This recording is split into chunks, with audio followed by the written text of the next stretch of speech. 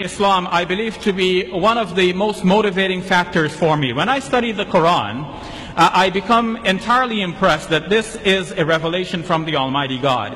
One of the things that confirm this for me in modern times is noticing that there are certain mathematical patterns in the Quran that go beyond the mere meaning of the text. And this is a modern discovery. Prior to the age of the computer, we were not able to do these studies on the computer. Some people have done studies like this with regards to the Bible. There was Ivan Panin, and more recently Michael Drosnin and Jeffrey Satinover.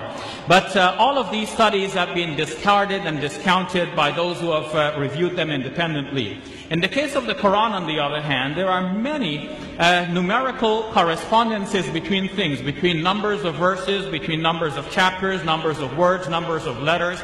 It's forming such a tight-knit composition that it is clear that whoever authored this book has a very deep interest in numbers, has a sharp mind that could keep track of the numbers over the 23 years over which the Quran was being revealed, a piece at a time in a wide variety of circumstances, and didn't tell anybody about this until we can discover it only now. To me, this is the mind of God behind the Quran that we're now discovering.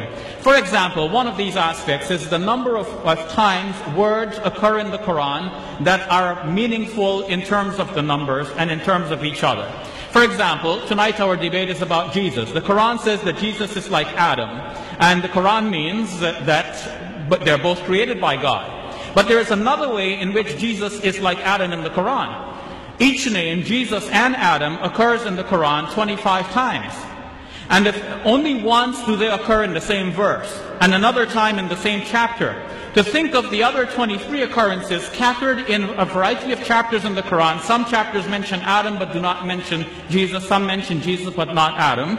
And to keep count of the Prophet now reciting a piece at a time over 23 years in a variety of circumstances, how does he remember how many times he said Adam and how many times he said Jesus? More than this, the Quran mentions man, rajul, 24 times, and imra, a woman, also 24 times.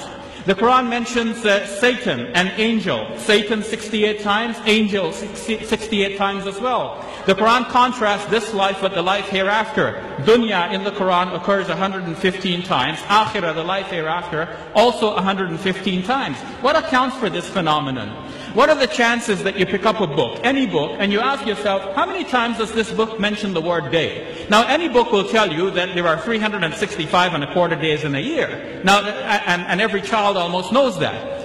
But what are the chances that the book mentions the word day exactly 365 times? The chance is very remote. The Quran does precisely that. If one were to count the word yawm in Arabic without any suffixes in the Quran, it occurs exactly 365 times.